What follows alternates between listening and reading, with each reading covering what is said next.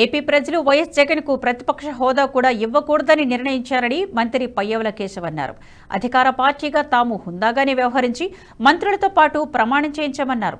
ప్రతిపక్ష హోదా కోసం రాసిన లేఖపై మంత్రి స్పందిస్తూ సలహాదారుల సలహాలు తీసుకుంటే మునిగిపోతారని వైఎస్ జగన్ గుర్తించాలని సూచించారు. మద్యం, ఇసుక ఖాతాల పుస్తకాలే కాదు, శాసనసభ, పార్లమెంటరీ నిబంధనలను కూడా జగన్ చదివి ఉండాలని సెటైర్ వేశారు.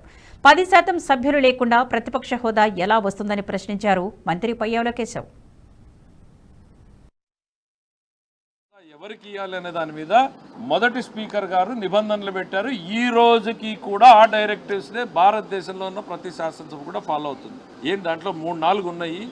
ప్రధానమైనది మీకు సంబంధించి మాత్రం చదువుతాను. Shall have at least a strength equal to the quorum fix to constitute a sitting of the house, that is 1/10 of the total number of the members of the house.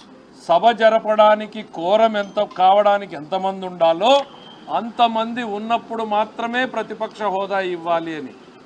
అది కూడా ఎంత అనేది కూడా అందులోనే స్పష్టం చేశాడు. 1/10 ఆఫ్ ది హౌస్, 10వ వంతు సభలో ఉన్నటువంటి సభ్యుల్లో 10వ వంతు ఉన్న వాళ్ళకి మాత్రం, దట్ ఈస్ 10%. మా జగన్మోహన్ రెడ్డి గారు మీరే మొన్నటిదాకా గవర్నమెంట్లో ఉన్నప్పుడు ఏమన్నారు మీరు? చిటికేస్తే చంద్రబాబు నాయుడు గారు ఉన్న వెనకాల 5 మంది వస్తే చంద్రబాబు నాయుడు గారికి ప్రతిపక్ష హోదా ఉండదన్నారు. చిటికలు వేస్తూనే ఉన్నారు 5 ఏళ్లలో. ఏమైంది?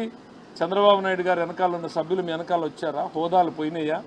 ఆ రోజు మీకు తెలుసు కదా 10% అనేటువంటిది. మీ నోటితో మీరే చెప్పారు ఇదే శాసనసభ సాక్షిగా. మళ్ళీ ఇవాళ వచ్చేసి ఆ 10% నిబంధన లేదు, తూచ్. మీ ఇవన్నీ చూస్తూ ఉంటే ప్రజలు అధికారం తీసేసినా మీరు ఇంకా ఆ కొసరు అధికారం కోసం పాకులాడుతున్నట్టు కనపడుతుంది. ప్రతిపక్ష నాయకుడు అంటే క్యాబినెట్ ర్యాంక్ వస్తుంది, దాన్ని పెట్టుకునేదో జులుం చేయొచ్చు అనేటువంటి ఆలోచనలు ఏమన్నా ఉన్నారో మార్చుకోండి. ఆలోచన ధోరణి మార్చుకోండి. అప్పుడప్పుడు మీరు ఎప్పుడూ మీ వ్యాపారాల గురించి ఇంకోటి ఆలోచించినా కనీసం ఇప్పుడైనా ప్రజల గురించి ఆలోచించేటువంటి ప్రయత్నం చేయండి. మీ అధికారాలు మీరు ఎంతసేపు ఉన్న దానికోసం మీ తపన ఆరాటం కనపడుతుంది తప్ప ప్రతిపక్ష హోదా నాయకుడు మీరు మాట్లాడాలి అనుకుంటే మేము మొదటి రోజు చెప్పాం కదా, రండి శాసనసభకు, అందరు శాసనసభ్యుల్లాగానే మీకు మాట్లాడేటువంటి అవకాశం ఉంటుంది. ఎందుకు మీరు ప్రతిపక్ష హోదా కావాలి, నేనేదో ప్రజా సమస్యలు ఇప్పుడు